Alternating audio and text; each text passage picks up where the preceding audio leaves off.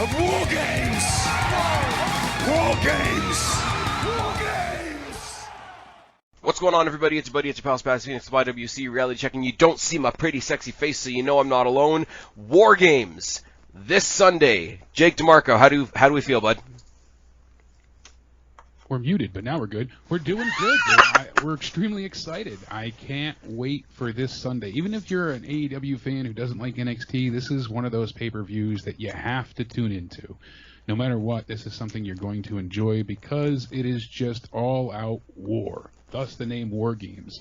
I mean, looking through the history building up to this, between NWA and WCW, there were 30, count them, 30 War Games matches, and so far NXT themselves have had 4 in the past 3 years. So between Takeover 2017, 18, 19, we had 2 matches last year, for the one for the women's and for the men's. So that means this year we'll get 2, yet again, one for the men's and one for the women's. And another fun statistic here, since I bring in my encyclopedia knowledge, is that the Undisputed Era has competed in every male Takeover War Games match. So it would be kind of fun if they competed in the female one as well. Yeah, because, I mean, you figured Undisputed Era defeated Sanity the first year and the Authors of Pain with Roderick Strong. Then we had the second year, Pete Dunne, Ricochet, and the War Raiders. Missed them as those guys. They Remember when they were a thing? Yeah. And then last year we had that great match where Tommaso Ciampa, Dijakovic, or what is he now, T-Bar, Keith Lee, and Kevin Owens. Kevin Owens making that surprise return, beat the Undisputed Era. That's where we got that, through the top rope table spot with Adam Cole. That was death-defying. I believe that's the one Britt Baker they cut to her in the audience, right? Yep. Yeah, that was the moment. And then we had Rhea Ripley, Candice LeRae, Tegan Nox, and Dakota Kai beat the evil heels. That was Baszler, Io Shirai, Bianca Belair, and Kaylee Ray from NXT UK. Funny, though, that, some of these people have kind of flipped.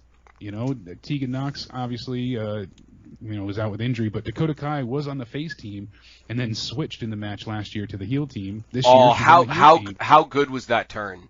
That was excellent. How good was that one turn? One of my favorite moments. And their match that came up afterwards, I know, is still one of Joe's favorite women's matches. Oh, the street fight in Portland. Yep. I think you and I called that as being the dark horse match of the night, and I think it was. You did. It was indeed. And now Io Shirai, who was on the heel team last year, is on the face team this year. So pretty cool to see those, members kind of switch. It was so interesting watching that story unfold because Dakota Kai, if you remember correctly, Dakota Kai took out Mia Yim before the show started to get that last spot because remember she had been ousted. So not only part of the reason why Mia Yim was becoming Reckoning, Yeah. So Mia Yim was out. Dakota Kai obviously walked out on her team after she did the turn, and obviously Tegan Nox couldn't perform. So there's 3 different people affected by one turn that effectively turned the first ever women's War Games match into a 4-on-2 handicap match. Yeah, which they ended up pulling out in the end and winning, which was incredible. Which was just Ripley and LeRae. And yes. look at Candice LeRae now. That's another story we're going to talk about in a second. But if you go back, this is running her own team this year, So. Not only running her own team, but doing things the Gargano way. Yes. The Poison Pixie, etc., etc. But I just think back to this time last year because they did tie it into Survivor Series, and we've talked about it before. I like takeovers getting their own Sunday, their own weekend, etc. But if you think back to last year, look at the role that Rhea Ripley was on. From the role she played was... From all the invasions that they did on Raw and SmackDown, to the matches that she had on NXT with people from Raw and SmackDown, to going into War Games, to leading into the those massive Survivor Series 5-on-5-on-5 matches. Yeah, these elimination matches. And you think... Because they were at SmackDown as well, so they went from SmackDown to War Games to Survivor Series. Because you remember that all started with the SmackDown that NXT invaded because everybody else was caught halfway around the world, and Triple H led the charge. Actually, they let go of an individual. Now I got to look up his name. Kevin Quinn, I believe, was his name, and he's been there for well over 30 years.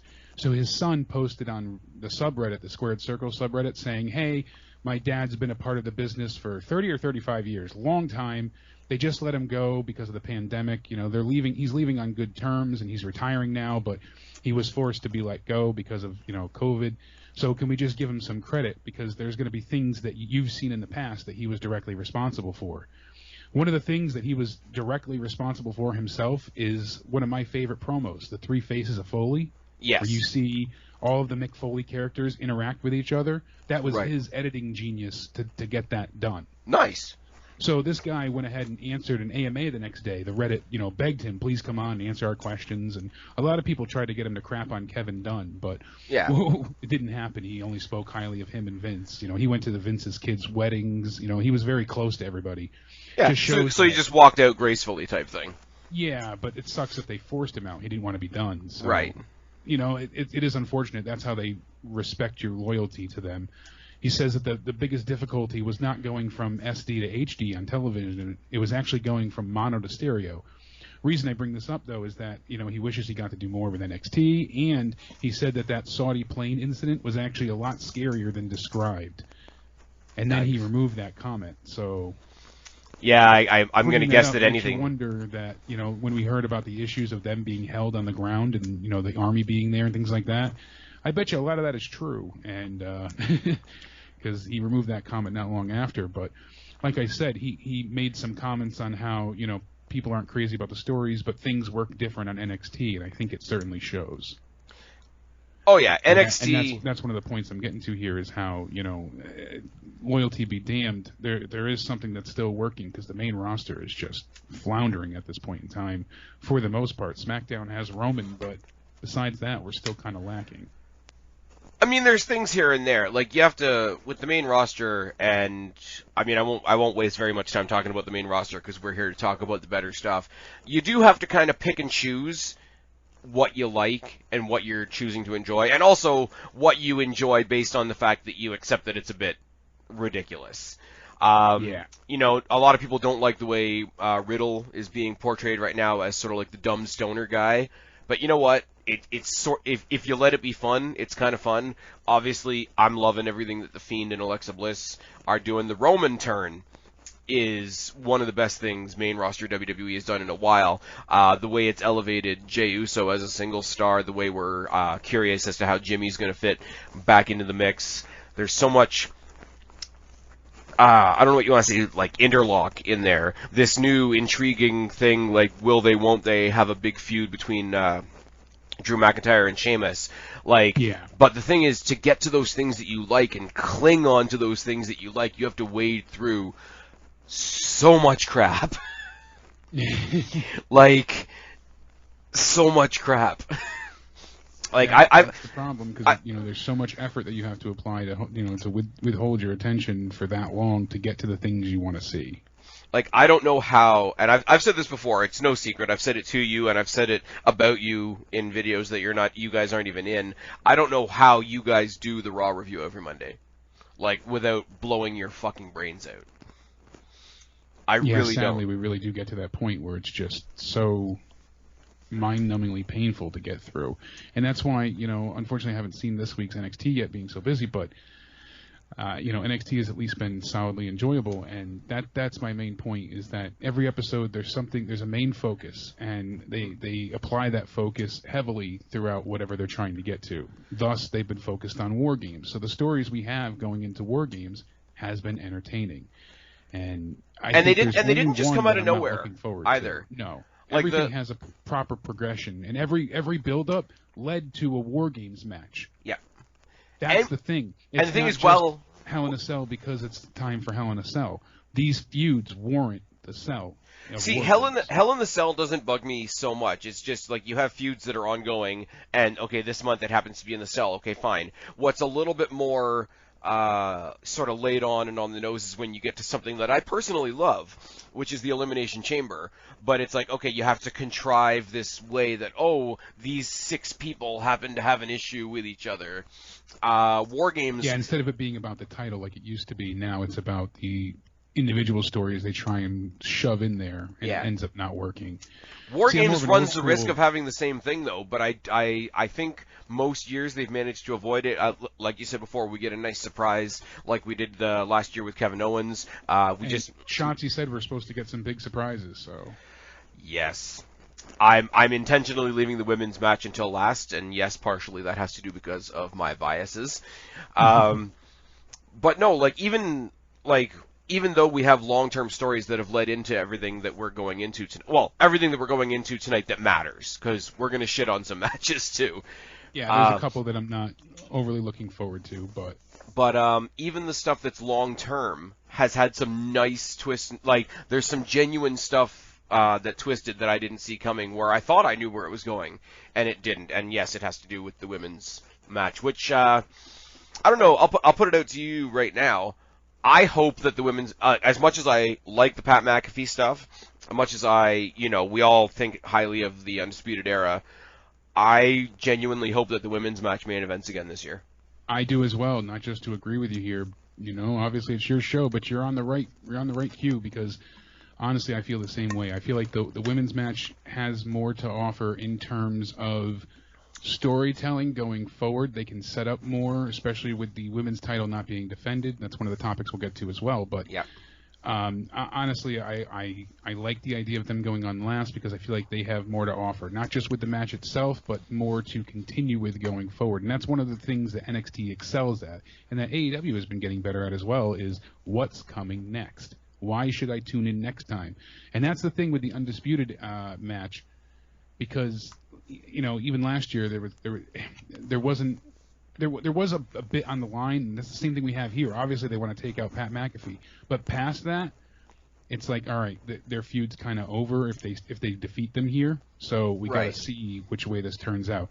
Really, there's just not a lot of stakes as compared to the women's match. I feel there's still the one major goal, which is to defeat Pat's team. I get that, but there's not much else past that. It doesn't seem like they really want to be tag champs again. It doesn't seem, so I feel like this is a one and done. Yeah, and I'm going to be interested. I mean, Pat as a wrestler surprised us with what he could do against Adam Cole. I mean, Adam Cole's not a bad opponent to start out with either. I'd be interested to see eventually, once we get past this particular pay-per-view, I'm going to be interested to see if that group gets any bigger. I don't know whether I want it to or not, but it's always... It's a possibility. We talked earlier about the rumor that went around earlier this week that he may be recruiting Tyler Bate, but that rumor had to do with him being in the match on Sunday, so I think that's sort of come and gone. Getting into some of the stuff that you and I talked about before we came on tonight, I want to ask you. I want to sort of run an idea by you more than anything else. There are certain seasons in wrestling. Basically, at the beginning of the year, once we get past New Year's Eve, New Year's Day, we talk about everything leading up into Royal Rumble. You talk about Royal Rumble season and everything. The Mania season, the Road to Mania, the Mania itself. Yeah. Basically everything after the Royal Rumble, it's the kickoff to WrestleMania, so the rest of it's WrestleMania season. And then past that, it used to be like you'd head to King of the Ring, and then SummerSlam. Now it's whatever, Money in the Bank, and then SummerSlam, and then you get back to... And I would say for the large part, people look more forward to Money in the Bank just because of the type of show it is than SummerSlam sometimes. Yeah, matches. Because then you look forward to Survivor Series after that, and that can be... But I think all of that kind of bases around the fact that no matter what else happens in the year, we have WrestleMania, and that is the singular point of the wrestling year. Now, NXT doesn't have a WrestleMania. I used to think that whenever they went back to Barclays Center, it was kind of like a WrestleMania because they treated Barclays Center like main roster WWE treats Madison Square Garden. Like it was their version of their hallowed ground because it was their first out of Full Sail thing, whatever. But the first sort of annual marquee pay-per-view that they've sort of developed over the past couple of years is the Wargames pay-per-view. Now, being tied to Survivor Series before and now going out on its own as its own event, has it established itself enough that we can call what's been happening the past couple of weeks Wargames season? Because you start booking it sort of from whatever the last pay-per-view is, and you're like, oh, those guys are kind of hanging out together, and those guys sort of have common enemies, and you can sort of, once the summer adjacent pay-per-view is over, everybody starts kind of talking about it. Like, yeah, because they start forming into teams and they start having, like-minded interests, and you see certain people work together because it builds towards this season. Yeah, the overarching and overlurking like premise is what becomes clear, and you see people. All right, we know Wargames is coming. I'm going to need a team, and I can't stand so and so I'm going to go ahead and do my best to get the best people I can together to take them down. So that it makes sense. It's logical. Yeah, it's very much like people used to say that, like, once Survivor Series is out of the way, that's when we really start thinking about what's going to happen at the Royal Rumble, right? Now, you don't get that the rest of the year. Like, when WrestleMania is over, you don't, get super jazzed for Backlash because it's always going to be a step down. But I really do think NXT fans, because this is sort of its own special, well, first of all, its own special gimmick, but also it's really the only pay-per-view that has a specific identity. I really do think going forward we're going to start looking at it as, tail end of the year is Wargames season. Now, the other thing that they're establishing as a bit of a tradition when it comes to Wargames, and in the build to Wargames season, as we're going to call it now, is the idea that once the team is formed, you have to establish the advantage. Now, I know in other companies in the past, in WCW and NWA and wherever else they've had Wargames, they've always done it with a flip of the coin. MLW was the other one. MLW was the other one. I do like this thing that they've set up where the advantage for the particular teams is established when two members have a ladder match. Now, I want to throw out at you the criticism that I've heard of it and why I don't see it as a bad thing. Criticism that I've heard from a lot of people, especially on Twitter and obviously listening to a lot of What Culture and a couple of other podcasts, is if you were a wrestler, why would you put yourself in such a dangerous match leading into such a dangerous match? Yeah. Where my point of view on it personally is it's a great way to sell the Wargames gimmick. You're not selling the individual wrestlers in the match, I don't think. You're selling the pay-per-view by saying, hey, this pay-per-view that we're leading up to is so dangerous. Look what people are willing to do just to get an advantage in it. And so some people are saying that it's dumb. Obviously, it opens itself up to somebody getting injured before the pay-per-view, which is never a good thing. But I wanted to throw it out to you because I've heard so much negative towards it, and I see it only as a building block. Yeah, I kind of go between both ways. I like this year better than last year's matches for the advantage concept. And I kind of go back and forth on it. I honestly, I'm kind of stuck, and the way I view it as is, I never want to see the wrestlers do something that's illogical. So, why would you put your body in that much pain and agony, especially this close to the big, match that you're building towards? But then again, the way you sold it and the way the announcers have sold it, and especially this year, they're so desperate to have that advantage that they'll do anything to give themselves a leg up. That's how it needs to be framed. That's how that sense of desperation needs to be there to make it work in my mind. And this year, I feel like they sold that a bit more than previous times. And see, the other part of it, too, is you are going for the advantage because there is, you get the 2-on-1 and then the 3-on-2 and then the 4-on-3, whatever.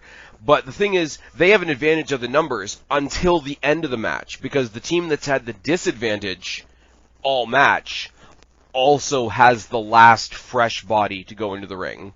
So you talk about an advantage from the beginning, the opposite team gets an advantage at the end, and I don't think anybody, any podcast that I've listened to, any YouTuber that I've listened to, or any commentators on the show have ever addressed that part of it. Because if everybody else is in, even if Pat's guys are like 4-on-3 beating down the rest of the Undisputed Era, if the last person there is Adam Cole, yeah, the rest of his guys are beaten down, but he is the freshest guy in the match. He's number 30 in the Rumble. So I don't think they address the advantage that the unadvantaged team has. I mean, I don't think it's ever fit into the story anyway, but I just think it's a one small little bit of the logic that they've never really addressed. I feel like they showcased the example better this year, though. Just in the simple way of like at least saying and putting over that, all right, you want this advantage. Yeah. I feel because years before I felt like it was just kind of glazed and glossed over. I think you could show both sides of that as well. It's like, okay, you don't want to put yourself in this ladder match where you could get hurt, but even more than that, you don't want your opponent to have that advantage on Sunday. Exactly. You don't want the numbers game to take over. Yeah. So you want it. It sounds redundant, but you want the advantage, but even more than wanting the advantage, you don't want the other side to have it. Yeah. If anything, I would make it just a simple one-on-one match. Make sure there's no interference, or else your team is disqualified kind of idea. Put that kind of stipulation on it and just do it that way and let them have a better wrestling match than a ladder match just to save their bodies before they go to Wargames. Honestly, I would prefer it just from a think about again non-entertaining standpoint, just from the wrestlers' bodies and pain standpoint. Well, again, think about last year, though. Like, last year they all went through Wargames, and then they had to go represent NXT the next night at Survivor Series. Everybody was having a great night. You know what, though? I think back on that week as well, and we got Adam Cole versus Pete Dunne as part of Survivor Series for the NXT title. Yep. That was pretty cool. And see, Adam Cole, Rhea Ripley, and I believe Keith Lee were like the top 3 for NXT that weekend. Keith Lee stood out in a great way, and everyone was buzzing about him when it came down to him, Seth, and Roman. So that was a cool moment. And Adam Cole was another one. Still really good. Adam Cole was another one like Rhea Ripley, who not even just on the nights, but like on the crossover shows leading up to the pay-per-views, got to have Bryan faced Seth Rollins, had huge tag matches and build-ups and all these surprise attacks, and then the War Games match itself, and then the next night with the title fight after taking that huge crash through the table. Nuts, absolutely crazy, and that's why I part of the reasons they didn't have NXT involved this year, it was threefold from what I heard. One, they didn't want to cross-contaminate the wrestlers as much as possible, so they didn't want people from the Performance Center and NXT interacting with people in the Amway Center due to COVID, so that makes sense, one. Two, they didn't want to involve NXT if NXT was just going to lose because they didn't want to make them look bad. And they didn't want to make it a foregone conclusion that they were going to win again either. Yeah. And they didn't want to put NXT in there if they were just going to have them get beaten because they didn't want to make them look like less of an importance. And really, they wanted to showcase Raw and SmackDown. And then 3, I guess, is just the overworking. For the roster. So. And they are. We talked about this for a couple weeks leading up to this Sunday. They are in fact going to try and get the double ring, double cage into the CWC. So it'll be interesting to see how that goes. It'll be interesting to see how much audience they have, if any, if they're going to expand that area out. We talked before about like would it be worth putting the double ring, double cage in the Thunderdome, but apparently they're not going that way. Yeah, no, it seems that they're just going to do it at the PC, so the CWC. Now, I will say... people say it does fit. It will work. It's hard to... They did some restructuring and rearranging to make that work, so... Yeah, I mean, they restructured to make it the CWC the way we know it now, but if you see pictures of that area, obviously before it was a performing area, they had like 7 practice rings set up. So they do have the space to do it. They just have to basically disassemble and reassemble the Capitol Wrestling Center again, which, I mean... It's their facility, and it's all of their equipment, so they definitely have the ability to do it. It's one of those things, once again, like when we first got the Thunderdome, like, what's it going to look like? And we're going to spend I'm very curious. That's part of the intrigue. We're going to spend a couple minutes looking at, like, hey, what does it look like again before we get into what's actually going on in the show. You know what is going on in the show, though? A severe lack of title matches. We have one title match on the show. It's a good one, but the tag team champions are involved in War Games. The women's champion is involved in War Games. The NXT champion is still out with a jaw, by all accounts. And the Cruiserweight Championship is back to not being featured on the show, which we definitely could if we didn't have some other matches that we're going to talk about. Yeah, this is one of my complaints on the main roster, too. At least with NXT...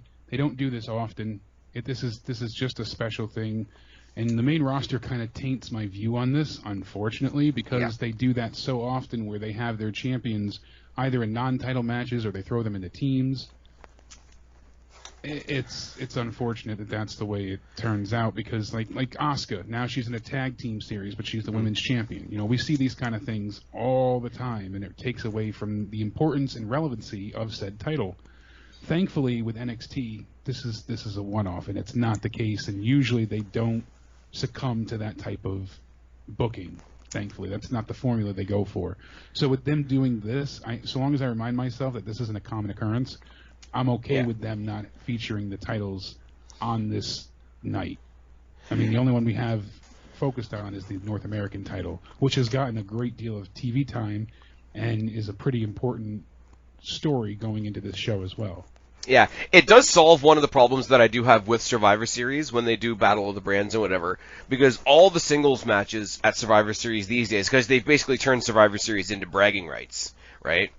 So when you have all the champions in champion versus champion matches, it automatically tells you that the 5-on-5 matches don't matter because, okay, here's all our champions, and here's a big match with everybody else. Yeah. To have the champions involved in the Wargames matches does enhance the Wargames matches. It just means we don't get title matches. Now, we haven't had Finn Balor since Finn Balor and Kyle O'Reilly killed each other. And we haven't really noticed. You and I have said that quite a bit. Like, because other divisions in NXT are so strong, it hasn't been a bad thing that our main champion has been off for a little while. It looks like the next thing they'll build to would be Cross and Balor. It seems like he's ready to go. Seems like it. But it says a lot more for the women's division that I'm a little bit more bummed out that we don't have a women's title match. Like the fact I'm not really concerned this time. Usually I would be, but with this... Oh, I'm not incredibly concerned, but I'm just saying I'm more... concerned is the wrong word, but you're not as disappointed. Yeah, but my point is because so much of the enjoyment that I've gotten from NXT, especially in the past sort of half year or so, has been from that division, I'm more affected by not having a women's title match on this show than I am not having Finn Balor defend. And that's nothing against Finn Balor. Finn Balor's fucking awesome. When Cross comes back, they're going to have that match. We know it's going to be awesome. There's a rumor out there that the filler feud that he's going to have before Cross comes back is going to be him and Kushida, which I'm really looking forward to if that's the case. That would be good. Give him something to sink his teeth into first. Just to reintroduce yourself to the crowd, and that works. I mean, it'll be a make good for Kushida having to make his pay-per-view debut against the Texas Dream.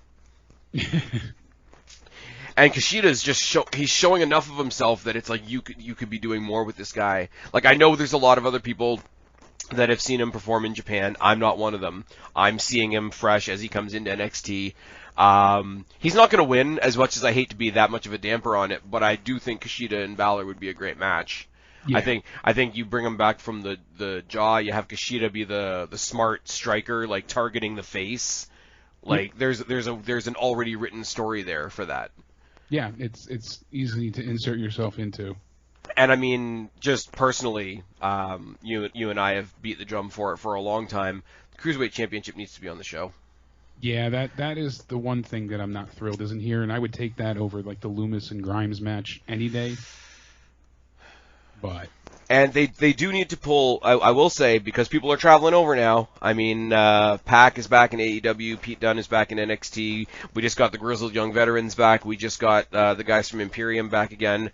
You know that people are starting to travel. We do need to sew up the loose end of the fact that there's technically 2 Cruiserweight champions right now. Yeah, they have to fix that as now, soon as possible. I don't know whether you wait until one of those championships goes to a babyface. I don't know who's in UK right now, but if Devlin drops it to somebody and they come over, I don't really want to see that because I want to see Devlin on my TV. Yeah, that's the thing. It feels silly to have someone else in either spot take the title. Like, I'd want to see them two face off. So do I, but I mean, Devlin, the way he's a really manipulative wrestler. He's got a little bit of Pete Dunne in him. And for that dynamic to work, I would love to see him doing that shit to somebody that I actually feel sorry for. Escobar is great. Escobar is great, and Legado del Fantasma are great, especially with the showing they had this past week. But Devlin is the kind of guy that I don't really want to do that heel versus heel thing with, because what he does would work. Like, if we had a Marco Stunt in NXT, I would want Devlin to come in and destroy Marco Stunt, because he's that kind of asshole. But they have to do that, Punk and Cena holding up the two identical titles moment at some point. I really thought they were going to do it leading up into this pay-per-view, if I'm honest. I don't know where I got that from, but it is what it is. The last thing I want to touch on before we get into the actual card is something that you and I actually touched on in our women's division highlight gimmick that we are doing round 2 and 3 soon, guys. I promise. It's gonna happen. But this whole situation with Xia Li and Boa and the Oriental Mafia that's like mistreating them because they suck and keep losing matches, and it just keeps getting weirder. The more I say I don't know what the hell's going on, the more I want to watch this some more, because it's so weird and it's so outside the box that I'm giving it a free pass, and it can get as weird as it wants. But I don't think I've actually talked to you about this since we did that pod. So do you have any further thoughts on where this is going? Because I don't have a clue. Yeah, no, I'm kind of just along for the ride. I really don't know what they're going for, but I'm liking it, so yeah. I'm curious to see where it goes. You said you didn't see this week's NXT in full. No, I haven't seen this week's. Yeah, I've heard the rundown, but basically Xia Li and Boa, like, they went to that big creepy warehouse where they were last week with the person in the robe and the other old guy, and the old guy is yelling at them. And they're standing in, like, if you imagine, like, cartoon characters bobbing for apples, they're, like, kneeling in big tin buckets like that, and every time the guy says, again, and they're basically waterboarding themselves. So they're torturing themselves. They're not even being tortured. They're being ordered to torture themselves, and right before it fades to black, you see two hands coming from God knows where with two kendo sticks, and cracking them both across the back, and then it just cuts to black. It's weird, and it's kind of uncomfortable, but that's what it's supposed to be. But they're going super, super cinematic with it, and it's so outside of the rest of what NXT has done. Because other than the Haunted House of Terrors match, which was what it was, and One Final Beat, which I thought was amazing, they haven't done too much cinematic stuff on NXT. No, they really haven't. They haven't driven it into the ground. The Falls Count Anywhere match that Gargano and Ciampa had, but I didn't take that as cinematic, really. Is that One Final Beat when they had, like, the empty arena? Yeah. The Performance Center where they beat the hell out of each other everywhere? Yeah. I don't really consider that to be cinematic. Cinematic to me, involves, like, edits and things of that nature. Yeah. That was just a wrestling match with no crowd. Like, that was Triple H gave them a building and said, "Figure your shit out." Yeah, exactly. But I think just the way it was shot. It wasn't done like a movie, but it was done far more dramatically. They really leaned into all the little Easter eggs about their past matches and all that. It was maybe not a cinematic match, maybe a slightly elevated match type, and then you had the shit with Loomis, which exactly. But a lot of people said, they consider that cinematic. I just never saw it that way. Yeah. But it's not the same as some of the other things we've seen, but I sort of slotted in that same category as it happened slightly outside the Full Sail reality, even though it was just a match. Sense too, with them including all of the history. So. Yeah. I don't think you're ever going to sell any after the year we've had with COVID and no audiences and all this stuff. I don't think you're ever going to sell the gimmick of an empty arena match ever again. Yeah, that's out the like Shock Factor. That's out the window. Yeah. Well, the other one they did, and we don't want to talk about it because it's the Text to Teen Dream again. But it was that weird street fight thing that he had. Yeah, remember the circle of cars or whatever, the parking lot brawl. But anyways, like we're scraping to think of the examples, so I'm kind of proving my point a little bit. Like they haven't done the cinematic stuff to death. Like we haven't gotten like the dentist chair fucking Britt Baker shit, and we haven't gotten matches. No. Yeah. So if they're gonna do this story and the story is cinematic, and then it eventually comes back to the ring, I think that's a way different take on it than an actual match happening in the cinematic form. So, as I say, it's getting a huge free pass for me. They weren't doing anything else with Boa or Xia Li. So let them both have a story here, and then on top of it, it is interesting and compelling because it is so outlandish and uncomfortable and different. And it's not, to me, like you said, it's not matches happening. It's just a story that's developing. So that's fine to be done in the way they're doing it. And so long as it comes back to the ring at some point, I'm fine with it. Yeah, I mean, I hate to say what I just said. It's like I don't really mind it because it's two people that weren't doing anything. But Xia Li was constantly on TV. We said that when we highlighted her earlier. Like, she was always on TV but never really doing anything, and Boa wasn't even on TV. So you've got basically a debut and basically a repackaging, and those two characters are just leaning on each other. So I think they're going to benefit in the end. Now, what it actually is anybody's guess. Once we get the reveal of who it actually is and who this, it's the Vince McMahon higher power story. Once the hood comes off, it could be total shit. But in the meantime, till we get there, we'll go along for the ride. It's not like this is taking up pay-per-view time or anything like that. Yeah, exactly. Unfortunately, what is taking up pay-per-view time? Yeah. Dexter Lumis and Cameron Grimes in a strap match. Don't know why this feud is even continuing at this point. I don't know why this is a thing. Like, why is this? Now, their match at Halloween Havoc, as you briefly mentioned before, okay, that was fun because it was so weird. Like, it wasn't good, but it wasn't bad either. I enjoyed myself watching it. It's not something I'll go back and watch again, but I didn't hate it. I would have rather they never had the second part and come back to the ring. I would have rather they just finished in the haunted house. But see, I find that weird. A lot of people say that because it was weird. Keep it weird. I like the fact that they almost went into another world and then dragged a little bit of that world into the reality of the ring. I gave that a pass because I thought it's like I'm gonna come up with a really really shitty example, but like MCU. Doctor Strange does the fucking sling ring, teleporter gimmick thing, right? Yeah. He's in some weird dimension, and he drags, because some creature grabs him by the foot, he drags a little bit of that weird dimension into our reality. That's a terrible, terrible example. But they brought a little bit of the creepy Halloween, like B-movie horror stuff, like right up into the ring, and then it was gone again. I didn't mind that. That entire scenario got a pass from me because it was a Halloween show. Yeah, that's what kept me going, in the fact that, all right, it's just a Halloween show, so... But then they continued this with their feud and him being afraid of the referee, and, and it's just like, okay, so that wasn't an isolated incident. That's what kind of changed my view on it a little bit.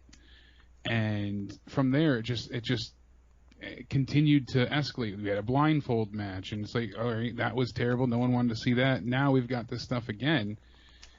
And because the blindfold thing just sort of underlined it. It's like, I'm not scared of Dexter Lumis, I'm just scared of his eyes. Well, everybody has eyes. Oh, I'm just going to cover his eyes and that'll be a weakness. Okay, you blindfold anybody and that's a weakness. But you've made the perfect point. Everybody loves a zombie movie, right?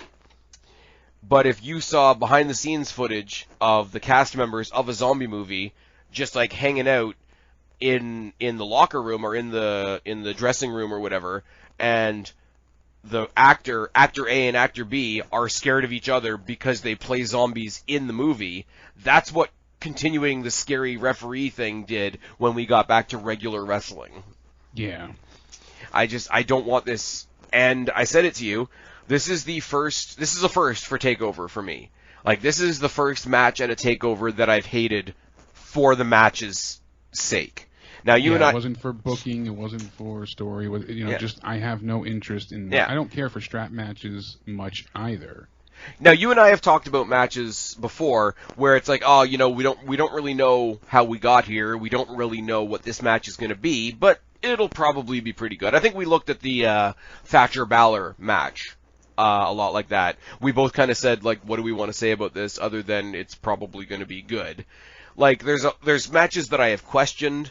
There's matches that have come across a bit weird, but let's see where we go. There's matches that I was against for other reasons, mostly revolving around Velveteen Dream, and we talked those to death already. This is the first match that I hate on a takeover just for the match itself's sake. Now, that's horrible on the one hand, but I'm going to try and twist it into a positive, because how many takeovers have we had to get to this one? And how many matches have we gotten before I got to, okay, this is actually a bad takeover match? Yeah. So I think there is, within the criticism, I think there is some credit to be had in there.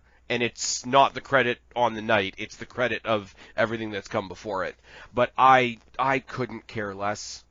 Grimes is the asshole heel, I guess. So I guess Loomis has to win.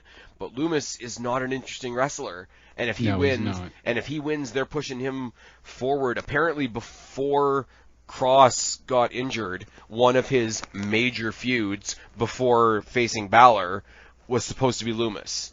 And I'm sorry, I don't want to see 2 or 3 months of Karrion Kross wasting his time with Dexter Loomis. I just have no interest in either of them. Cameron Grimes doesn't do much for me, honestly, sadly.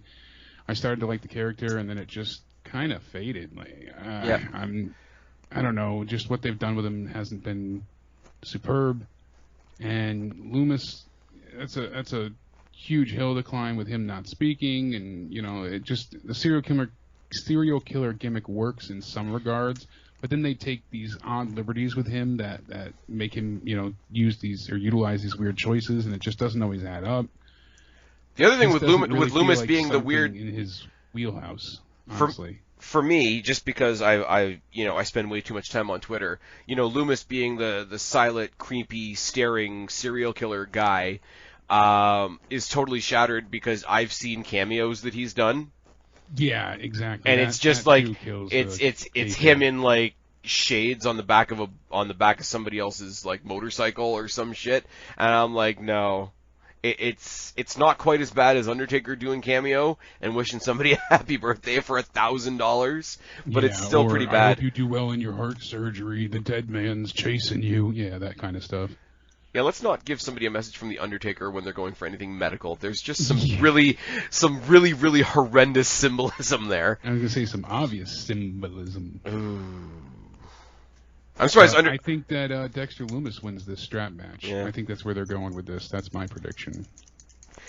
And see, if I have to pick one out of the two of these guys, I would pick Grimes, only because, and once again, we talked about this when we were leading up to Halloween Havoc. Grimes isn't for me. I recognize that he's an entertaining wrestler in the ring, like, as far as what he can do. I like the cave-in. The cave-in's all right. And there are bits with his comedy where, even though they're not for me, it's like, okay, I can see somebody liking that. Yeah, there's some times where he works, and then there's other times where you're like, dear God, what have they done? Yeah, but again, it's enough people like him. It's like if I go back far enough in my wrestling history when I couldn't stand Daniel Bryan, right? It's like, okay, I had to get to a point where it's not working for me right now, but there's enough people out there that like him. I see what they like in him. If he wins, I guess the other people that like him get a win, and I can be happy for them. If I really stretch that definition, I guess I'm pulling for Grimes, but I mean, with him being the heel, him winning means they're probably going to have another match. And I don't want that. We're lingering on this match that we really don't care about. So let's go from the one we don't care about to the one that's kind of weird and just kind of there, but I think might actually surprise us a little bit. And that's, I think it's going to be good. Tommaso Ciampa versus Thatcher. There's Thatcher's no build. proven himself in the ring, especially recently. He's had a lot of fun moments, Thatch can, all that stuff. I've enjoyed his mic skills as well. Ciampa's on this bit of a tear right now, trying to build himself back up. Both men need the win here, which really, you figure Ciampa can get away with more with the loss, but I don't think so. I think at this time they might have plans with him again, especially with the main title scene about to come back to fruition and really shape up again. that's going to become a focus once more. I think that they might want Ciampa around for that. So I think Tommaso is going to win here, but I expect a hard-fought victory. And see, in the short term, like I'm trying to think more balanced, because I not as much as Grimes, but I kind of come and go on Thatcher as well. The Thatch as Thatch Can segments are really hit and miss for me. Yeah, it's like some okay, are really good, some are. It's like okay, we get it. He's a bully, cool. But logically, if I look at it sort of through an unbiased lens, Thatcher has more to gain from a win in this match than Ciampa does. Ciampa he absolutely does. Ciampa still has something to prove in a certain way, because as much as he is an absolute killer, and we've seen what he can do, in the back of all the fans' minds, he is the guy that was gone for a while because he broke his neck. So there is that. He's an absolute killer, but oh fuck, we could also see him kill himself again. Exactly. So you got to think like interesting dichotomy there. Even in his own mind, he's got to be going out there proving to everybody that he's not like fragile in a way. Like if you're looking at him as fragile, you're not looking at him as a killer. So you have to imagine potentially for the rest of his career that character could walk around with that unsure chip on his shoulder, proving to himself. The one thing that does that I really quick before you stray from that, we've seen that several times before too, with Edge, with Daniel Bryan, and you see people that are able to come back after injury. And even Triple H with his leg, and you look at somebody and you're like, all right, even if they look more impressive because they've been hitting the gym the whole time and all that, you're still, like when Daniel Bryan first came back and he's taking suplexes and stuff, and you're like, oh God, don't land on his neck, don't let, and it weakens him, it does. And it took a while to get that mindset away to a point where I was like, all right, he's healthy, he's good. Even though if he's cleared, he's fine to be in the ring anyways. So, right, yeah, no, from the fan perspective, that's something I want to shake off just as somebody that is a fan of Ciampa. But what I guess I mean it from more of a character point of view, and somebody like a Bryan, somebody like an Edge or a Triple H, are all super athletes, super impressive, like main event championship characters. But I don't think there's as much inherent fear in some of their characters as was instilled by Ciampa when he was at his most evil going up against Gargano. And if part of your persona is literal fear, that character can't afford to look fragile at all. Bryan doesn't want to look fragile. Edge doesn't want to look fragile. Triple H, the game, doesn't want to look fragile. But no one wants to look weak. But no, but you got with Ciampa, who relies on that intimidation factor, that fear factor. You have to imagine the want to shake off that fragile nature would be amplified. Absolutely. That's one of the points there. That's why I think that he needs to win this a bit more. Both need it, though. Absolutely. It's so funny, though, because Ciampa recently with his promos has been espousing a lot of like really old school values, like, these kids today in the locker room, on their phones and seeing how many likes they get on Twitter, and like he's the grumpy old man. Almost like he's really leaning on like some old school values. So you would think of all people, these two guys would be the ones that would get along and have a common mentality and a common goal. So to see them fighting is also kind of weird. But also, as a mountain to climb, like Thatcher's literally head and shoulders over him as well. So not only is he the guy that is used to being feared, not only is he the guy that doesn't want to come off as fragile, he's also got a bit of a Napoleon complex going into this match. Yeah, no kidding. So there's very many layers. Don't want to tell you otherwise. So Great Khali should be beating CM Punk for the WWE Championship. I don't know. Logically, there's so much more to be gained for somebody like Thatcher beating one of the flagpoles of NXT. Oh, absolutely. That cements him on his way to bigger and better things. Because they really did. Like, I mean, we make a lot of references to the Four Horsewomen of NXT and how for a long period of time it felt like there was these four that mattered and then there was everybody else. Now they've kind of they were the staples. Everyone else fell to the wayside. Yeah. Now they've kind of shaken that off a little bit because they've kind of had to, especially with them being moved on to the main roster and everything being so spread out now as far as the women's division goes. But I think there was a point in time where it was only those four. Yeah. Well, the other ones were around. They just didn't matter. But I think NXT has kind of has kind of done the same thing in the men's division, and they sort of solidified that when they did that Iron Man 4-way. That's exactly the case I was going to bring up. That was like, all right, here's your top 4 men. Yeah. DIY, Balor and obviously Cole, and there you go. That's your 4. Because I'm sorry, if you go down straying from that, if you go down the roster of NXT champions, and you know what, it's nothing against any of the other, it's nothing against Sami Zayn, it's nothing against Kevin Owens or Nakamura or McIntyre or Rude or anybody else you want to mention. Go down the list to the earlier days of like Rollins and Big E, and it's nothing against any of those guys, but I'm sorry, the guys that stick out as the NXT guys with that title, rather than just guys that came to NXT and got that title, are those 4 guys. So anybody you want to put them in the ring with any of those 4. We're going to talk about Gargano in a second as well, and Priest and Ruff are benefiting from that as well. Thatcher, this could do him no end of good, but I'm still cheering for Ciampa in this match.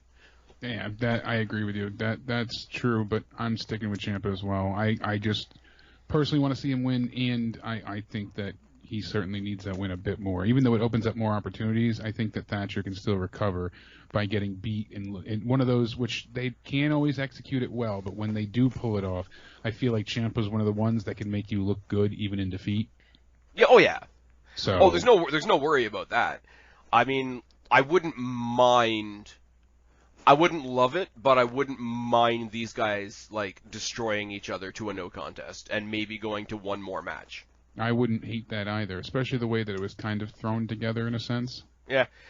Well, it was super simple, and it made sense. It just was. Ciampa was almost Moxley-esque in his attitude. Like, he went out there, he attacked Thatcher, and when they asked him why, he's like, "'Cause I want to fight him." And that was the answer. I'm like, and that was so, like, it hit me in the face because it was so simple, and so it makes, like, he's a fighter. He wants to fight somebody. He's been in the back talking about, like, how everybody in the back is a pussy these days. Like, he sees somebody that's not a pussy, and that, I think there's a level of, like, competition, but also intrigue between the two of them, and that always makes for an interesting in-ring story. Yeah, absolutely. I think we're both going with Ciampa on that one, though, now that we've talked that one to death. The one that's a little bit more fun on this show is the current situation with the North American Championship. Don't call him Leo Rush. Leon Ruff defending his newly won North American Championship against Johnny Gargano and Damian Priest. It's funny, too, with that whole situation, quickly, because Leo Rush is being discussed again. He's kind of, known since he got signed with MLW. I congratulated him for that. He was very receptive and responsive, which was cool. And then Leon Ruff wins, and they not only, he's like, oh, it's a kind of a racist comment to say, mix up our names, but their names are so similar sounding. That's all it comes down to. And they are similar. You had your epic rant not long ago, but they both have similar looks too. It's not just a race thing. There's point. That's like calling Sheamus and Drew, because they're both, no, that doesn't work, in that sense. It would be, when you have certain people that are just, they look and their names sound alike. That's all it comes down to. Mm-hmm. I like Leo Rush. I like Leon Ruff. Leon Ruff being the champion at first, I was like, all right, this is funny. This is interesting. The wheels screwed him over. Johnny hated wheels, loves wheels. Now the wheel that was rigged cost him, the wheel his thing title. Is great. Yeah, and it turns out to be such a great, fun story. And then, Priest gets involved, and it just turns into the three-way. So now you have Priest originally supporting and building up Leon Ruff to help him, but to also get back at Johnny. But now Priest wants his belt back, obviously. So that kind of leads me to wonder, like, is he going to completely eviscerate Leon here, or are Johnny and Damian going to beat the hell out of each other and Leon's going to pick up the easy win? There's a lot of parameters that can occur kind of, at random. So I'm curious which way they're going to go with this. My guess, I think that Damian Priest is going to recapture the title. I think it all depends on who's wearing the ghost masks. Because if you saw the match that was this week on NXT, I'll give you sort of a quick rundown. It was an odd combination of people. It was Leon Ruff and Damian Priest taking on two guys from Legado del Fantasma Gargano was on commentary. Somebody else in the crowd had the Ghostface mask on, created the distraction, even though the babyfaces still won. And then when Leon Ruff and Damian Priest were sort of like uneasy allies in the ring, but they were both talking shit to Gargano now had two Ghostface guys standing behind him. So I'm almost wondering if Gargano's putting himself together a little group. Yeah, a little Gargano family knows best. Now, I will say, this is where I'm going to branch off for a second. We did get an announcement a couple of days ago with some of the newer members coming to the Performance Center, and I'm not familiar with a whole bunch of them. One of them was Alex Zane, who I've seen all of exactly one time at Destiny. Basically, what I can tell you is like really, really young, early days Jeff Hardy type style. Just a lot of fun. I don't really know much more about him other than that. But apparently, Dez and Wentz, who are two of the three rascals from Impact, have signed with the PC and NXT, etc., etc. Now, the interesting part of that for me is the third one of the rascals is Trey Miguel, who's another guy from Destiny, former Destiny Next Generation champion. But the rumor is that he has not signed with NXT. So if these other two guys are coming in as a tag team and they haven't really done anything yet, if Gargano's putting himself a group together, I'm going wide with the theorizing here. If those masks come off and the rascals are now Dez, Wentz, and Gargano, or if he's picked himself up. It's funny the way that works out, and that is a good way to debut as well. You're coming in and now you're Team Johnny. That's not the worst thing. It's not, and if he wants to stay like a little prick, like he can just be like, these are my guys, they're backing me up. He could pretend they're not even there, like the Ghostface guys. If you want to go down a little bit, and I mean a very minor version of like the Rollins route where it gets a bit cultish, the Gargano way could very easily become this really arrogant, culty thing. Now, I'm not saying any of that is going to happen, by the way, but I will say there are multiple masked figures surrounding Johnny at the moment, which is going to be the X factor, because honestly, Gargano doesn't need it, and Leon Ruff, as much as I like him, the only thing I have drawing me to him right now is the underdog story, and that you're not considered an underdog forever the longer you hold a title. The one that's still intriguing to me is the one that's been intriguing to me the past couple of pay-per-views, and that's been Damian Priest. I'm still going to say what I've said the past two podcasts. He's still more character than wrestler to me, but the character's a lot of fun. Is it almost a ripoff of Brandon Lee's Crow? Yes. Do I mind? No. Yeah. I wouldn't mind any of these guys winning, honestly. Leon Ruff doing the successful underdog thing doesn't hurt my feelings. Gargano and LeRae eventually doing the double title thing, we've talked that to death, could be fun. Priest taking it and going his own way could be fun. I literally win regardless who wins this match. I don't know which way you're leaning, though. And that's a rare occurrence to have, honestly. That does not come across too often. So I'm pretty excited that that's the option for us to have here. Are you leaning any particular way in this? I think Damian Priest is going to win, and not so much that he'll go off on his own way, but I think post his victory here, Johnny's still going to try and make his life a living hell for a little bit longer. And see, that would be fine too. Like if Leon Ruff is a speed bump in the Gargano Priest story. Yeah, I think he is just a speed bump. I don't think that he's anything long term here. But I don't think that hurts him though, because I may have said this. He's a former NXT North American champion. How do you beat that? I may have said this before, but he is a small guy, and we are talking about like what baby faces are going to take the Cruiserweight Championship eventually. If you go into if now Leon Ruff goes into a feud with Escobar. Right? Yeah. Escobar, obviously, because he's doing this affluent, lucha royalty type thing, obviously, he's going to look down on somebody like Leon Ruff. Leon Ruff is going to be like, motherfucker, I'm a former North American champion. Exactly. Not the second time, and he's ready-made for another title feud. And yeah. He's got a good rapport with the audience at this point, too, so... And like we said with Ciampa and Thatcher a second ago, he didn't just become the North American champion. He beat one of the 4 pillars of NXT to get that title. Yes. Gargano might be a little twerp right now, but he's still one of the 4 pillars of NXT. He's still that guy that can turn it on when the bell rings. When the ring bells was what I was about to say. When the ring bells. Speaking of the ring belling, let's get into these Wargames matches. Co-main events of the evening. I'm going to go with the men's match first. Absolutely. The one we want the women's to be the main event. We both agreed there. Yeah, I do. And I'm super biased in that one as well. Well, the men's match is pretty straightforward. You know, it's I don't like you. That's what this comes down to. You've made my life a living hell, and we're going to get our revenge. Yeah. You know, it's a very simple story. As where the women's has all these layers to it. That's the onion you got to peel back. You know, there's, as we've seen years before, as we discussed briefly, you know, it was so interesting to see Dakota Kai make this huge turn last year that changed the whole face of the face team entirely. You know, it ended up being a total, you know, numbers game and disadvantage for the face side of things because of Dakota Kai's turn. Will we get anything like that? Shotzi has already promised that there's going to be some epic surprises.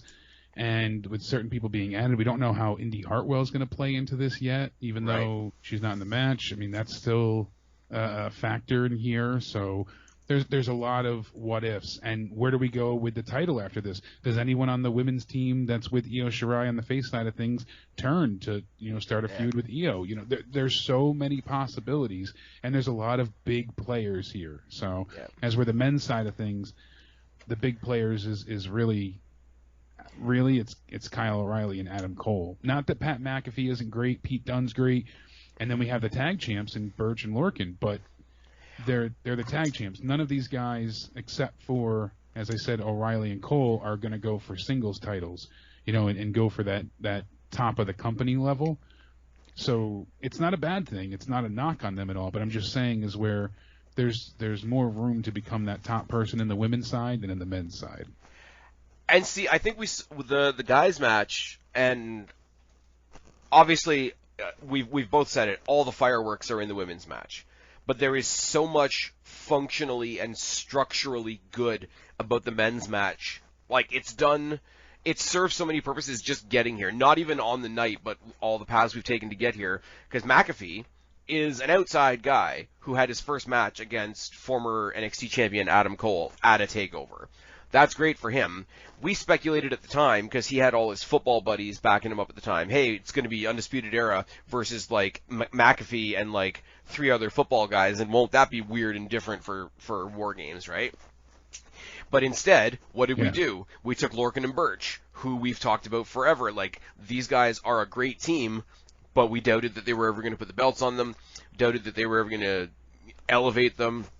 You know, they needed something. They needed a little bit of an infusing of personality so that they weren't just the other team in the match, and they've done that. You've got a guy like Pete Dunne, who is awesome, who established himself in NXT so much that he was the guy that they used to establish NXT UK. So for him to return and use this group as a way to do it, facilitate, be part of this big, massive force of people, and facilitate a heel turn, all in the backing of McAfee, who's like, look, we're not brothers or anything. This was a team that was put together because I have a fuck ton of money and I've succeeded in like 5 or 6 different facets. Like, they're just bringing those 4 guys together achieved so many things that very, very recently we were asking for. Like, I wanted Pete Dunne to come back just because Pete Dunne's a fantastic wrestler. I wanted Lorcan and Birch to be elevated. I wanted McAfee to come back because we saw how great he was on the mic. We needed something different to do with the Undisputed Era, where Cole kind of went sideways and had the celebrity match, and how was that going to go? Fish got elevated not only out of the faction, but out of the tag team that he was in to go and get a singles main event pay-per-view title run. Strong and O'Reilly sort of sat back, and they became the tag team. There's so much shuffling to the point where everybody assumed that Undisputed Era was breaking up, or they were going to split, or there was going to be some dissension, or whatever. And we totally used the McAfee team to at least temporarily quell that. There's so many layers to what's going, and so many different things going on here that separately would have taken so long to get where they are now. And this is where, yeah, Wargames isn't for a title. You know, you don't get to, it's not like bragging rights. You don't get to run an episode of NXT if your team wins. But, like, I think the build to Wargames achieves more than the match does sometimes. And every single man in this match is better for being in this story. No, you're absolutely right about that. And you know that, well, I'm going to take a step back, too. Just about this match, Pat was so impressive with his debut. You go back to, what was it, Takeover 31 or 30? 31, right? Or no, it was 30. It was 30, yeah. Okay. And usually celebrities getting in the ring leads to disaster. The only other time I saw it really pay off was when the Green Arrow from, was it Stephen Amell, got involved. And he did quite well, and then continued to work matches afterwards. But he was just in such prime physical shape that he was so athletic, he was able to pull off certain moves and make it look good. As where Pat really studied the ring, learned how to wrestle and take moves and sell. No, he's not amazing, and obviously Adam Cole really made him look like $1 million. But Pat looked so damn good there that that debut hypes me up even more for this match. I mean, honestly, the key to that was to see what they pull out here. The key to that was, though, and I think we said it at the time, was, yeah, it was a celebrity match in air quotes, but A, we had never seen how NXT was going to handle the idea of a celebrity match, and B, even though he had never wrestled, he was already sort of part of the show. And I don't think you can underestimate how important that was. Whereas randomly, if, like, I don't know, if Jason Statham shows up on Sunday and challenges the winner of Thatcher and Ciampa to a fight, we're going to be like, oh, okay, what the fuck, this is kind of weird, and it's going to happen. Anytime they throw a celebrity in, it has that, you know, like the boxer, oh god, I can never remember his name. No, the one that they brought in to fight Braun. Oh. Tyson Fury. Yeah. Yeah, you knew Tyson's going to win. It's stupid. It's like, oh, God, here we go. You know, and it's just because they're.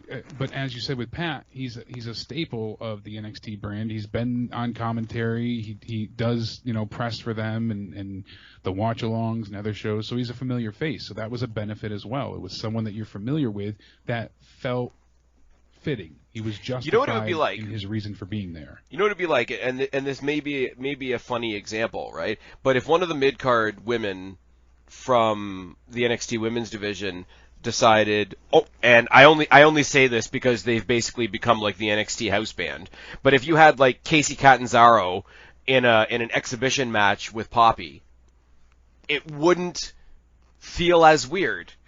Because Poppy's been there for so much, like Pat McAfee was on the pre-shows and all that sort of thing. Like, I mean, obviously, you would hope that she actually knows how to wrestle if she's going to try and wrestle. But, like, Poppy's been there and done enough stuff with WWE, so, like, being part of NXT Loud and all these other types of things. Like, she's part of the NXT furniture. Like, it doesn't feel like an outsider, and I think that's where Pat benefits. Again, I'm pulling an example out of my ass, but... No, I hope everybody listening gets my point. Yeah, it makes sense.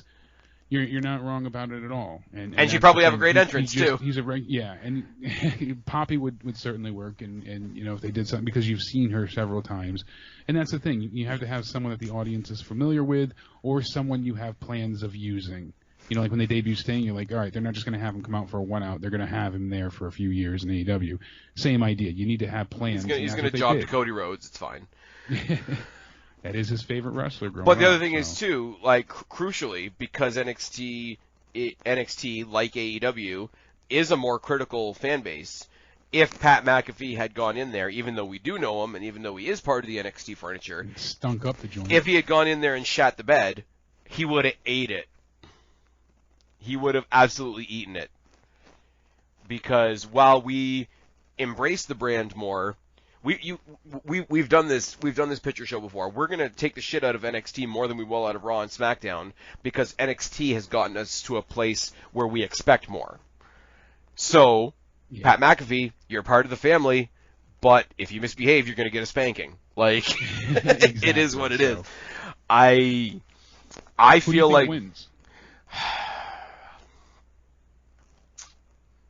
There is so much narrative possibility Yep. coming out of Undisputed Era losing. Does Undisputed Era have their members, do we see like Strong and Fish turn on O'Reilly and Coles? That's always a possibility, since we've heard that you want to split them and have like 2 heel, 2 face. Because that's kind of what we've seen from them. Cole and O'Reilly have been more the face of the two, and Strong and Fish have been the heels. So that's a possibility. They could win and split. They could lose and split. I mean, they could stay together and not have that. And see, the problem is I think the 2 strongest characters in that faction right now are O'Reilly and Cole. And the way the split looks, like they're going to be on the same side. If there's a split, you would want one of the strong characters to be on each side of the split. Traditionally, yeah. I think they might be able to make it work, though. I think what I'm more interested in is not so much a split down the middle, but like a disagreement between any 2 of them. Like say Cole and O'Reilly develop a problem, and the other 2 try to get in the middle and be like, "Come on, guys, we're a family," and eventually the 2 that are trying to play peacemaker sort of give up, and the 2 that are fighting fight, and then all 4 of them go their own way. But I'm worried at that point mostly about Bobby Fish, because Roderick Strong has had a singles run in NXT. Cole is obviously Cole. O'Reilly was the one that everybody was happy to see have a singles shot. If everybody goes their own way, I worry about Fish. But he's one of the ones that they'll keep as a tag team, and then he'll fall to the wayside, sadly. And we don't want to see that happen. But honestly, as much as I was just like kind of freeballing and throwing out all these random, like, oh, does this, I've gone through my entire brain cells and said, all right, what about this possibility? Like, there's so many, there really are unlimited amount of possibilities here, which I love and hate at the same time, just from a booking standpoint. It's like, what are you going to do? It's probably the simplest option, Occam's razor, as I always say, but I think that the Undisputed Era lose. I don't think they're going to break up. I don't think they're done with them yet, but I think that this feud is probably going to continue, especially because we've got the tag champs on Pat's team. I think that having the tag champs lose this match might hurt them a bit, and having any of Pat's team lose, I think the Undisputed Era could recover from the loss. See, I don't think the damage thing necessarily happens, because if the pin, say like Adam Cole pins Oney Lorcan, right? Yeah. Like former world champion pinning one of the tag champions isn't a demotion. No, it depends on how it, and that's the thing. It always depends on how it comes down. But I really see Pat's team winning. They're going to find some nefarious heel chicken shit way to come out on top. They have something planned, something raring to go, and from there, how crazy would it be if in the end, you had somebody like Fish turn sides and join them? Or, I don't see that happening, but I am going to stay with my original gut instinct of Pat's team winning over the Undisputed Era, because I think that's what we're getting here. I don't know, because the other thing that could happen is they lose by interference of some other member. Well, we talked about the Tyler Bate thing earlier, but some other member of the McAfee team or somebody else that's going to be in the McAfee faction debuts and just fucks them all over. I think there's a lot of ways that you could have them lose and not split, and then they sort of, I don't know. I don't think the Undisputed Era need titles anymore, but I think they do a thing where like they're doubting themselves as a team. They did a big video package this week about how they've all sort of fallen down and they need to get back up. Follow them, not necessarily through this match on Sunday, but okay, we all fell down again at Wargames. That's supposed to be our match. We gotta bounce back and do what got us well known in NXT. Is we gotta go fulfill the Golden Prophecy again. And now they all trip over each other trying to see who can get a belt first, and that breaks up the team later on. That could be a much longer, drawn out story that you could drag into another year or so.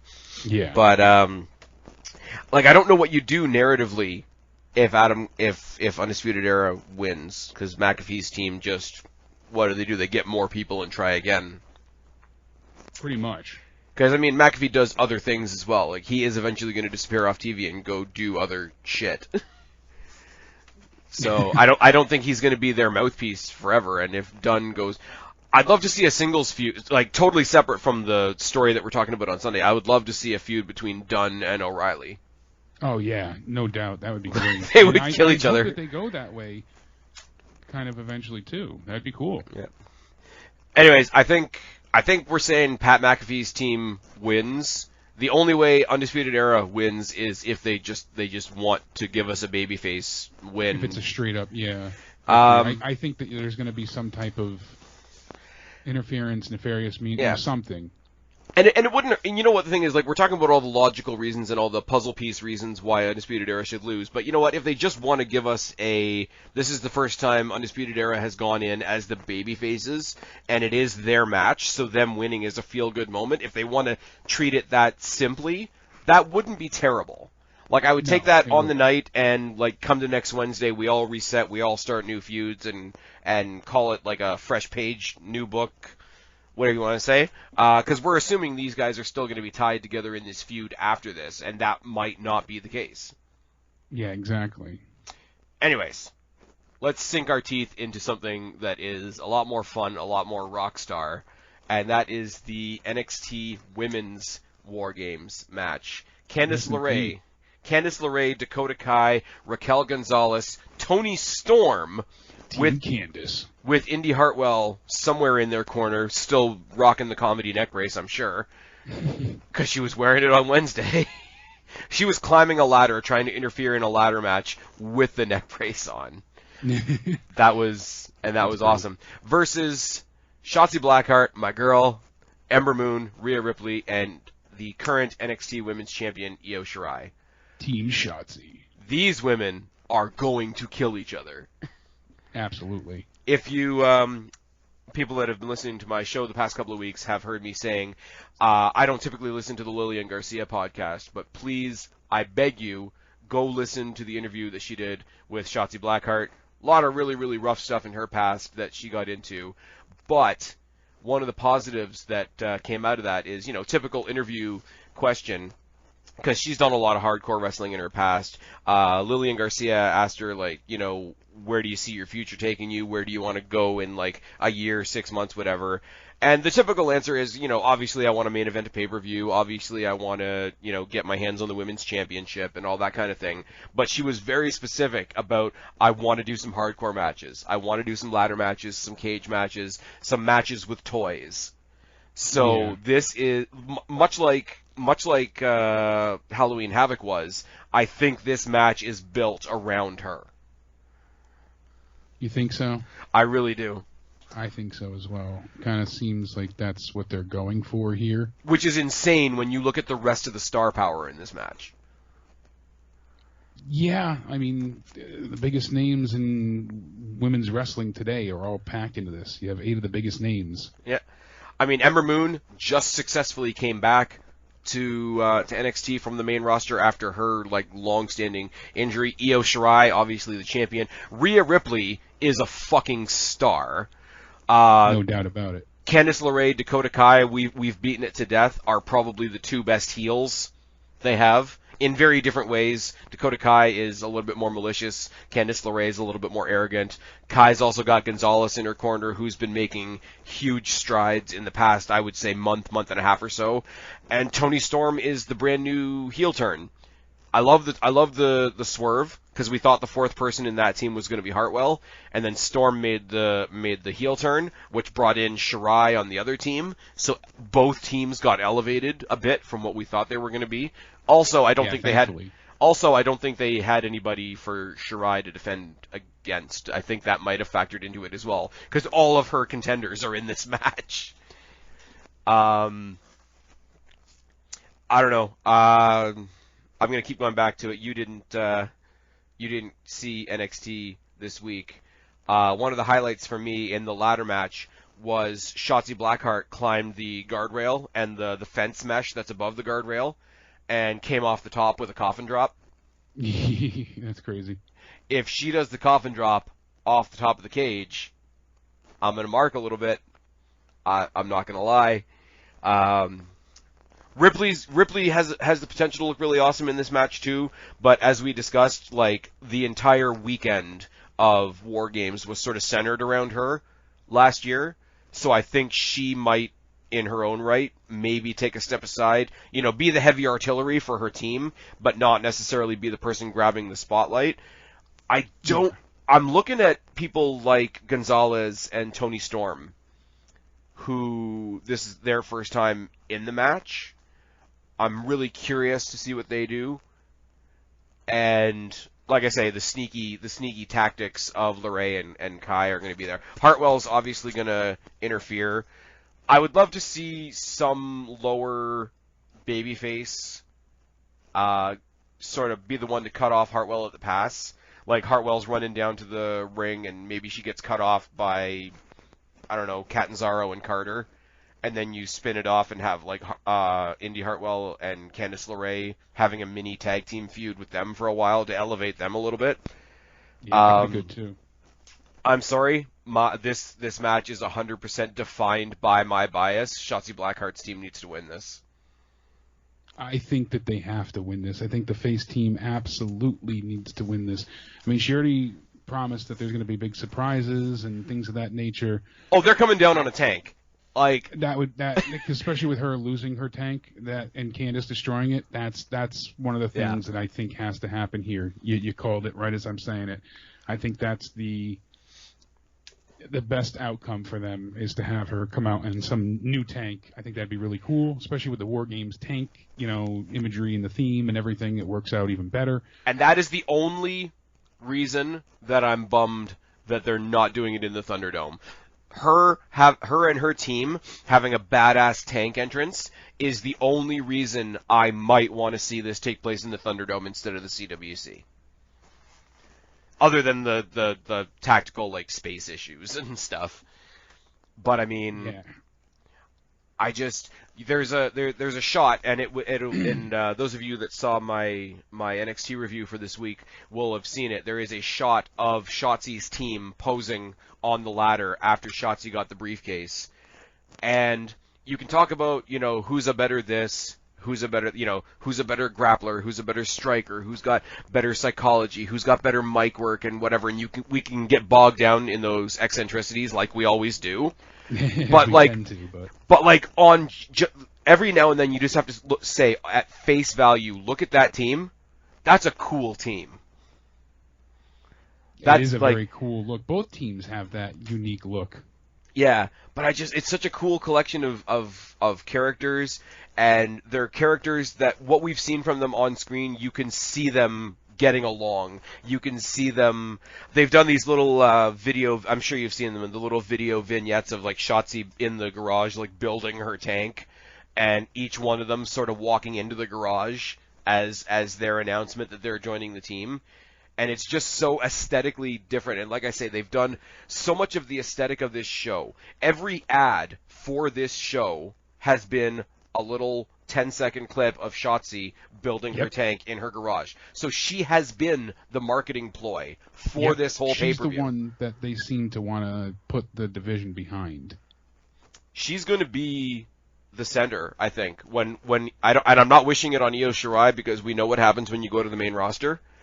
After she goes up, it's going to be Shotzi, Ember Moon, Toni Storm, and Rhea Ripley. There's your new 4 posts for the women's division.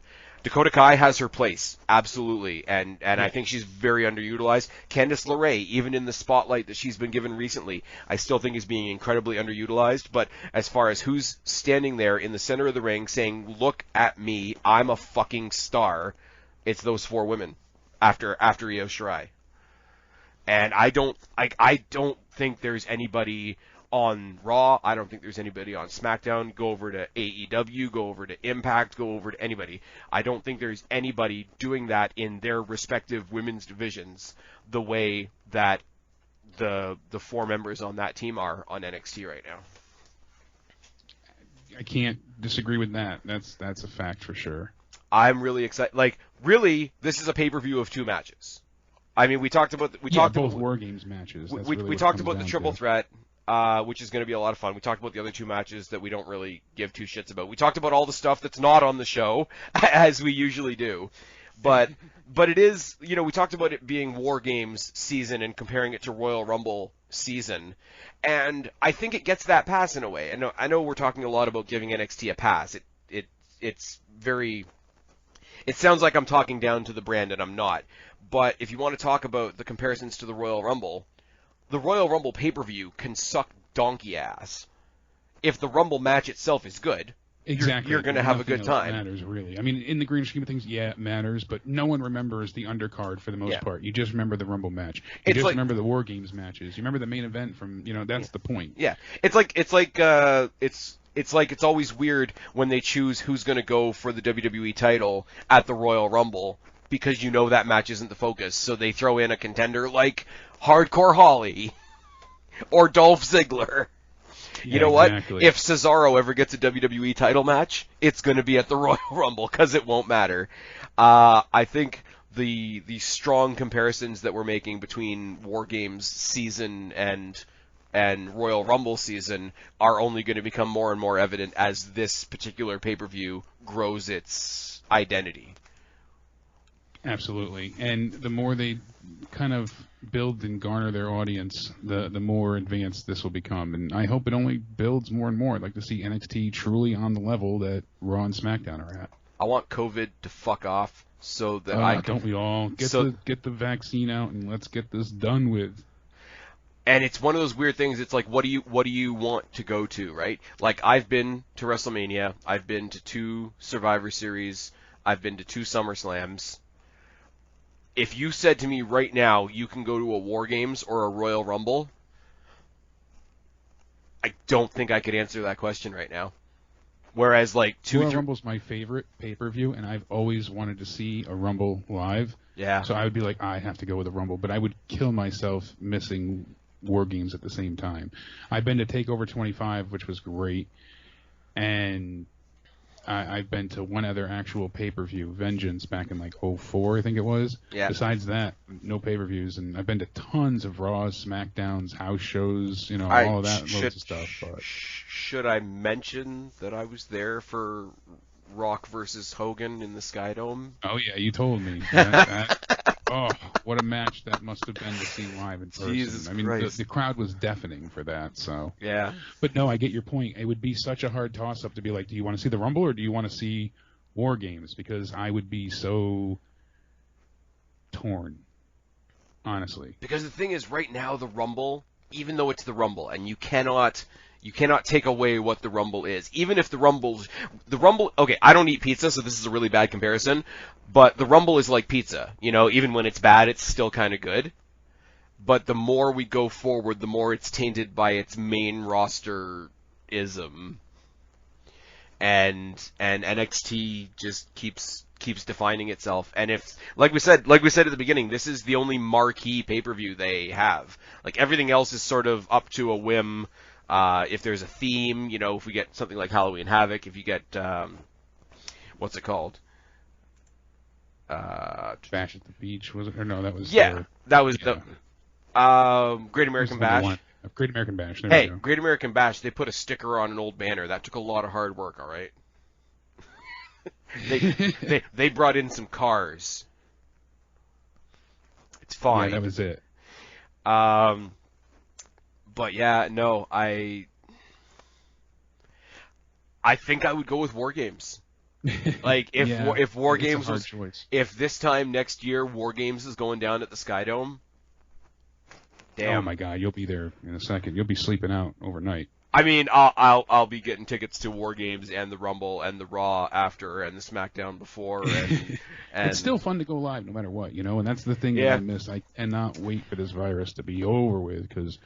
You know what? Even the last SmackDown I went to says, Jakey hungry. I want to go back and have some crowd association. This sucks. Yeah. Even the last SmackDown that I went to. You remember when I sent you and Jake the picture of the tarps because I wanted or Joe to play the time to play the tarps thing. Yep. Even that, where you're looking across and you're like, holy shit, that's a lot of black tarp. You're still at a wrestling show.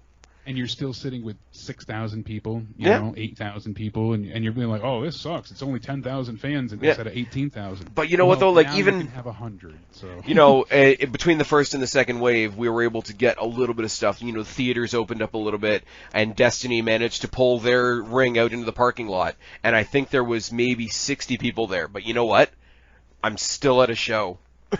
Like, it's not nothing. No. My qualifications for a good time right now are not very high. Not nothing is all I need right now. Exactly. Oh, fuck. Anyways, I think we've talked this to death. I think it's going to be a good show despite the shit. Absolutely. I just had a thought. What's your thought? What if the newly revamped and repackaged Xia Li gets involved in the Wargames match? Now, that would be interesting.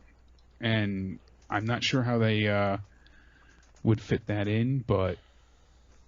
I mean, it's wrestling. Anytime there's anything creepy going on, you turn the lights out and you turn the lights back on, and we try to pretend that person didn't randomly scramble from under the ring. They turn out the lights, they put the lights back on, there's a big bucket of water in the center of the ring, out pops Xia Li. Slapping the water, torching themselves. Yeah, and out of nowhere, like, floating kendo stick, just like, go, I'm done, I'm out, I'm finished. But yeah, it's going to be good. I'm sure I'll do some kind of react. I'll definitely be tweeting along on Sunday night. Are you and Joe doing a post show?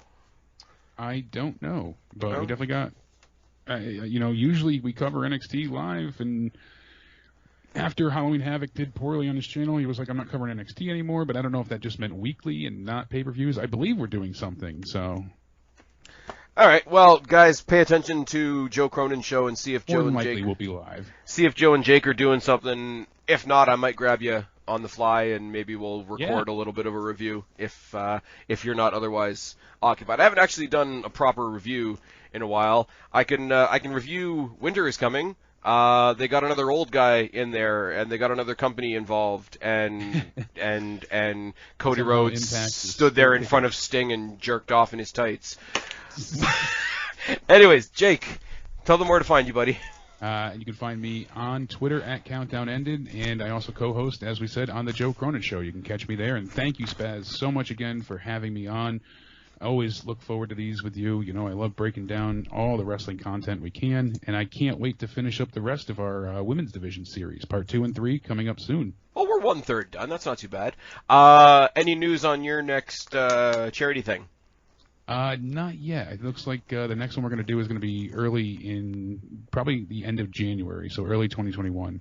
Okay, so you'll keep us posted, and we'll send all the traffic your way when that goes down. And you guys know where to find me, or you wouldn't be here. I've been Spaz. This has been Super Sexy Jake DeMarco. We have been your NXT Wargames reality check. Subscribe up there, talk down there, start a conversation. Keep all these conversations going. Don't be a stranger. I'll talk to each and every last one of you later. But for right now, me and Super Sexy Jake, who's getting married tomorrow, are tagging out.